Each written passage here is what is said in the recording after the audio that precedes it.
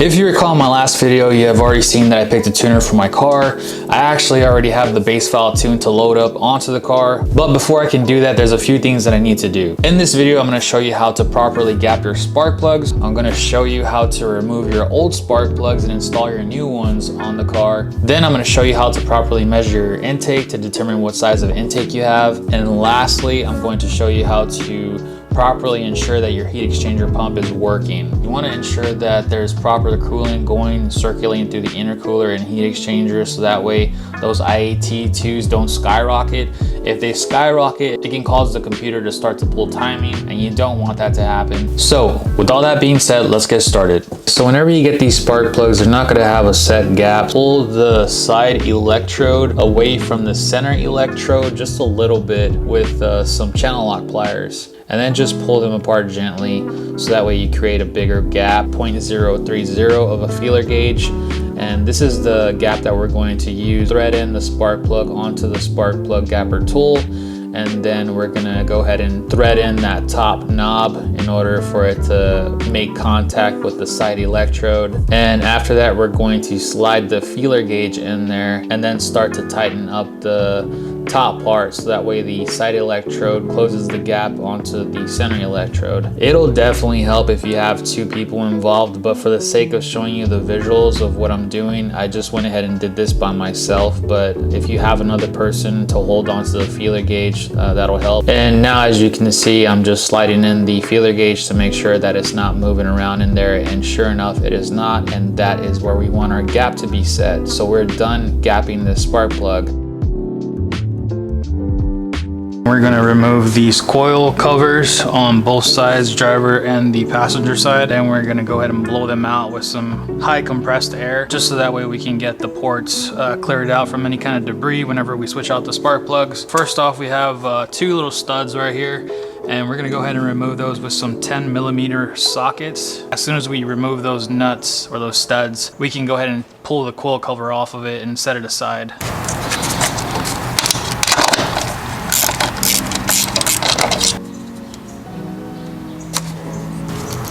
We're gonna move this out of the way just to give us a little bit more clearance. Careful with the positive terminal. You don't want to touch that with the socket and the ratchet connecting to the engine block. All right, just those two studs is all we needed to remove, and now we should be able to pull this aside and get it out the way.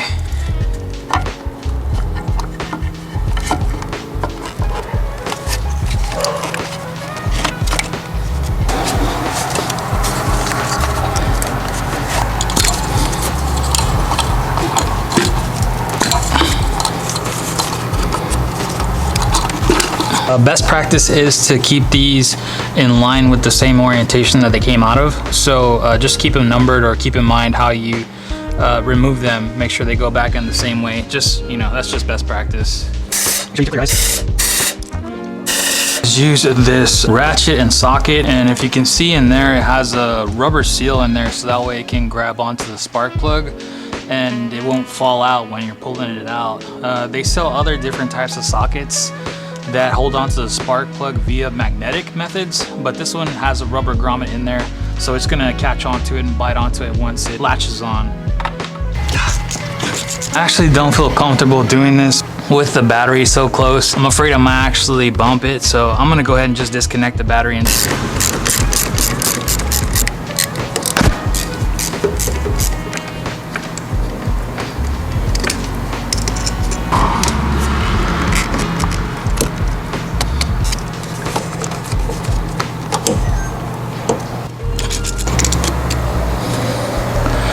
that is first look.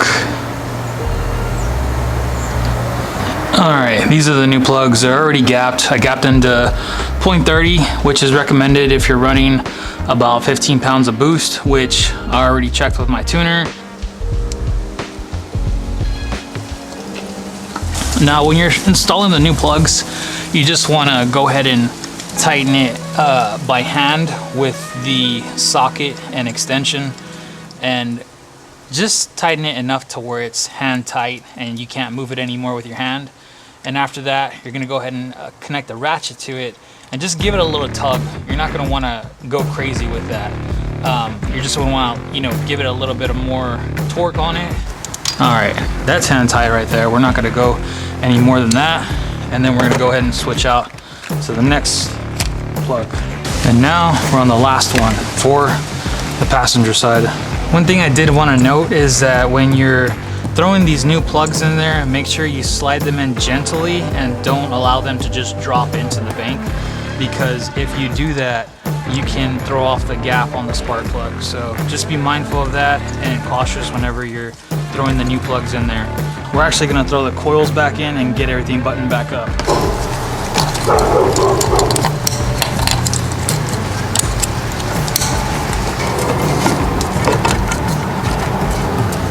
Now we're gonna throw these two studs back in, line them up with the holes, and once they are aligned, tighten them hand tight by your hand, and then we're gonna go ahead and use the deep socket 8mm, or 10mm, I'm sorry, it's a 10mm for these studs. Make sure the gasket on these coil covers is seated properly onto the head, because the last thing you wanna do is get any kind of moisture in there. Throw the oil catch can back in. We'll tackle the driver's side, and then after that we'll go ahead and connect the battery back together. So on this side, it looks like all we're gonna have to do is just disconnect the intake, remove the MAF sensor, the PCV, and some of the vacuum lines, and then remove the intake completely out.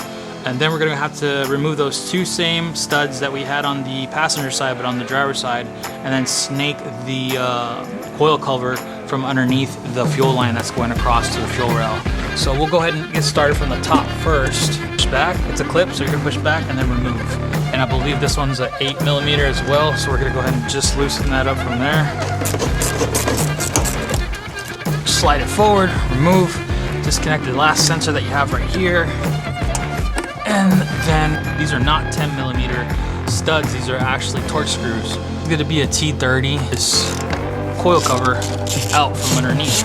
And there's one more over here. Now that we've got those two out the way, we'll just kind of tug a little bit because it's gonna be a little stuck, and then slide out from under, and then repeat the process again.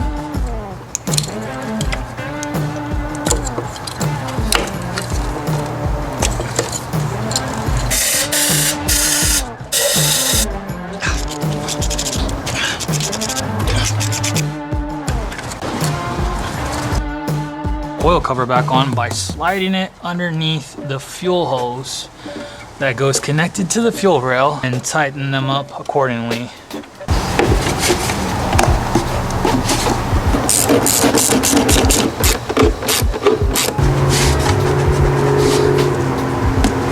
Alright, we're gonna connect these hoses back together, and that is all there is to it. So what I'm gonna do is take it off and measure the inside where the MAF slot sits in the intake. Measure that diameter, and that should give me the number that I need. Go ahead and remove these two little screws right there, and then I can go ahead and use the tape measure.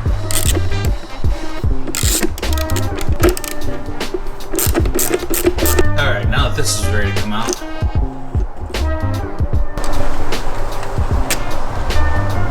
all right, I'm gonna go ahead and mark that, and I'll tell you what number that is. 5 inches and a quarter. So that puts us right at 133mm. This is what I'm looking for. I created this little jumper a long time ago whenever I was checking the heat exchanger pumps on my 2003 and 2004 Cobra Terminators. And sure enough, I'm actually going to need it again to make sure that this heat exchanger pump is working. Connect the battery because I had disconnected it before. We're going to remove the fuse box cover, and we're going to remove this relay right here. So like I mentioned before, one end will go into the bottom left prong and the other end will go into the top right prong, just like so. And before I make contact, I'm going to show you and undo the coolant reservoir tank for the intercooler coolant.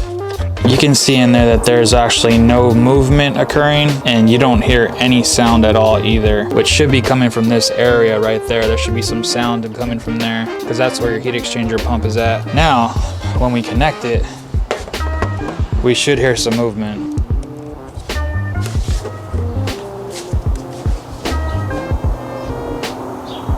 All right, We see movement now.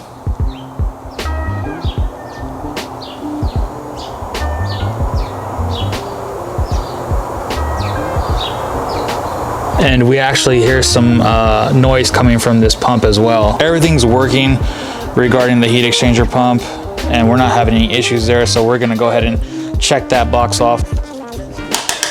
Now you can go ahead and just disconnect that little jumper, set it aside, and then throw the actual relay back on there. We are now ready to load on the first base valve tune onto the car and hook up the battery charger and then get the tune loaded and start to actually log. So in the next video, I'll probably throw my GoPro on so that way you can see everything that I'm doing and you can get a pretty good visual and perspective. So with all that being said, I hope you guys enjoyed today's video. And for those of you that are going to LMR, please go ahead and chime down in the comments below. I'm kind of curious who all is going and what you're bringing out there. So I'll see you guys in the next video.